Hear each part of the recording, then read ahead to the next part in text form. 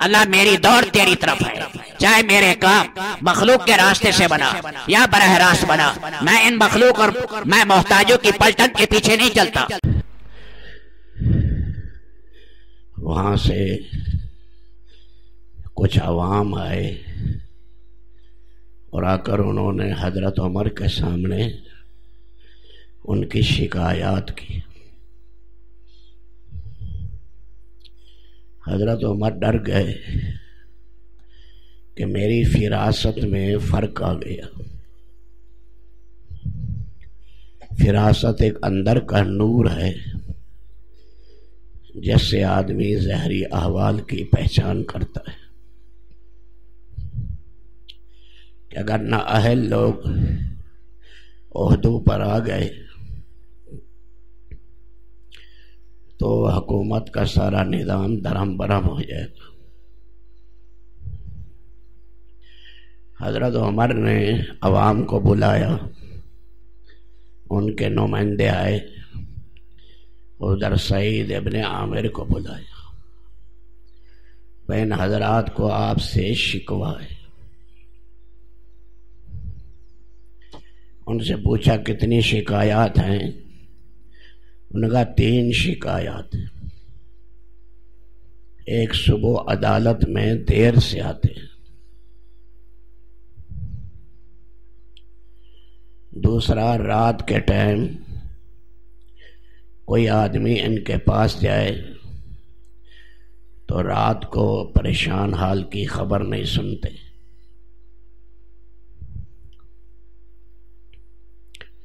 تیسرا مہینے میں ایک چھٹی کرتے ہیں،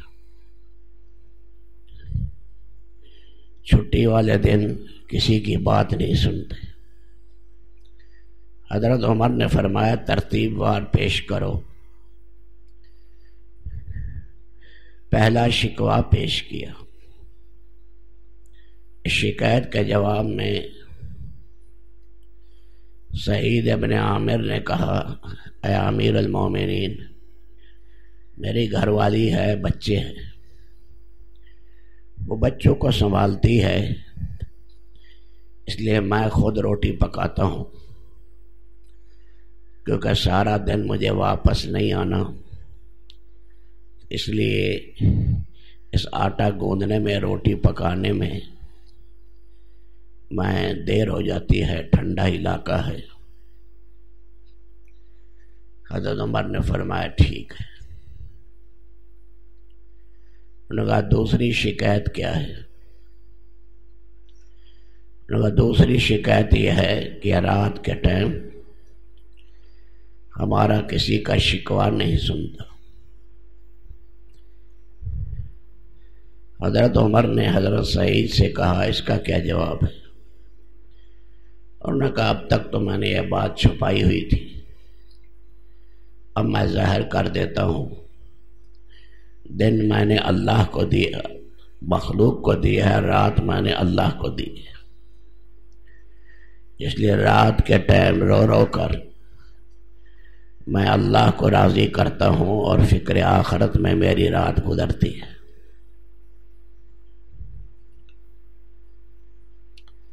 فرمایا تیسری کیا شکایت ہے؟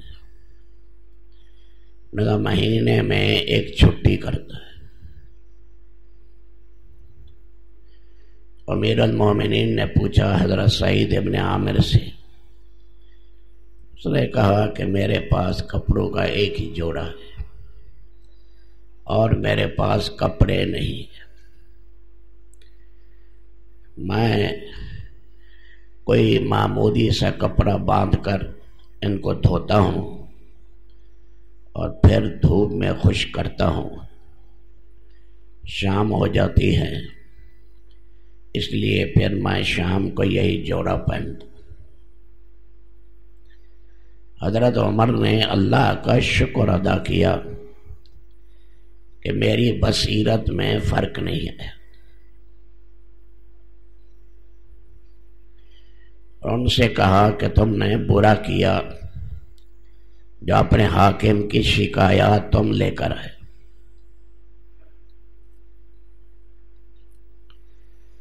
حضرت عمر جب کوئی گورنر یا امیر گھر آتا تھا تو راستے میں بھی اس کا امتحان لیتے تھے.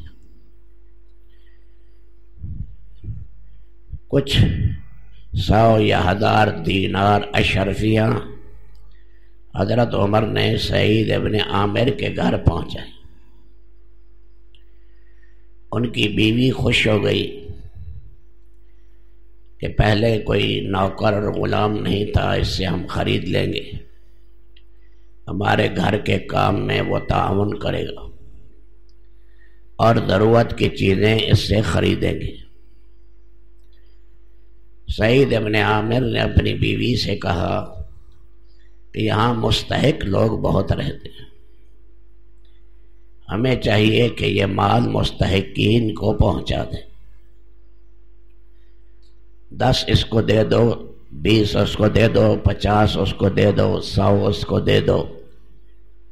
یہ کپڑے کے اندر پھاڑ لو اور باندھتی جاؤ اور میں ان کو پہنچا دیتا ہوں. ایک روایت میں تھوڑا سا آخر میں بچا کہا اچھا یہ بھی تو اپنی ضرورت کے لیے رکھ لے.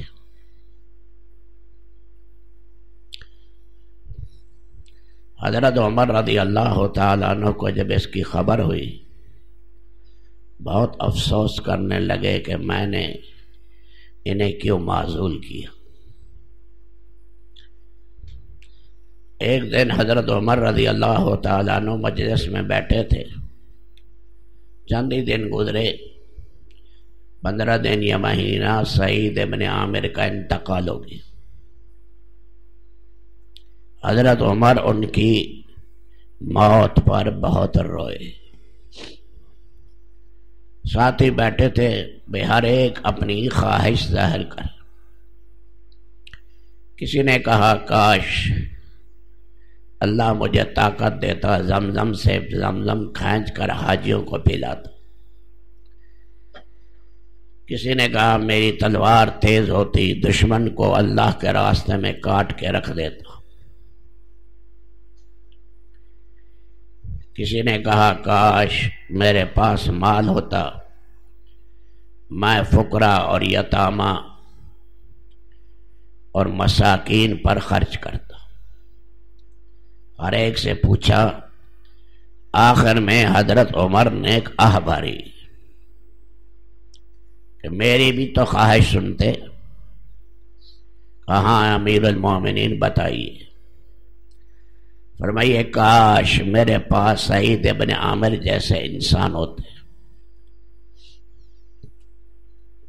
اور میں انہیں حاکم بناتا، علاقوں کا گورنر بناتا. نیک آدمی بنا ہوا جہاں جائے گا بگاڑ ہوگا. آج معاشرے میں تربیت کا نظام نہیں. ایک حکومت آتی ہے جتن مارتی ہے، پھر دوسری آتی ہے جتن مارتی ہے. ہوں گے ہر ایک میں مخلص بھی ہوتے ہیں، غیر مخلص بھی. چونکہ نظام تربیت نہیں، اس لیے ذہن نہیں بنا ہوا. بگڑے انسان کسی پارٹی میں جائے، کسی شعبے میں جائے، وہ بگاڑ ہی لائے گا، اچھا ہی نہیں لائے گا.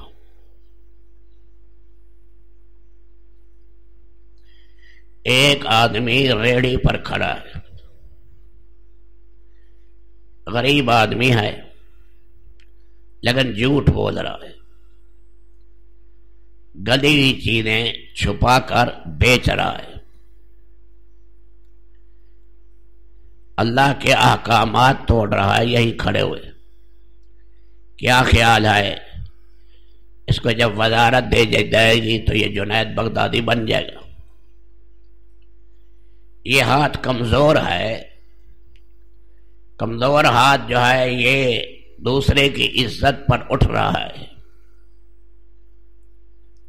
تو جب اس ہاتھ میں طاقت آ جائے گی تو نہ جانے کتنی لوگوں کی عزتیں خراب کرے گا. اس لیے انبیاء کرام علیہ السلام نے انسان تیار کیے. انسان جہاں بھی گئے وہ انسان ایسے تھے کہ فرشتے بھی ان پر رش کرتے اور اپنے پر ان کے نیچے بچھاتے، خدا کی زمین ان کے لیے دعا کرتی، ہوا کے جھونکے ان کے ساتھ ٹکرا کر خوش ہوتے۔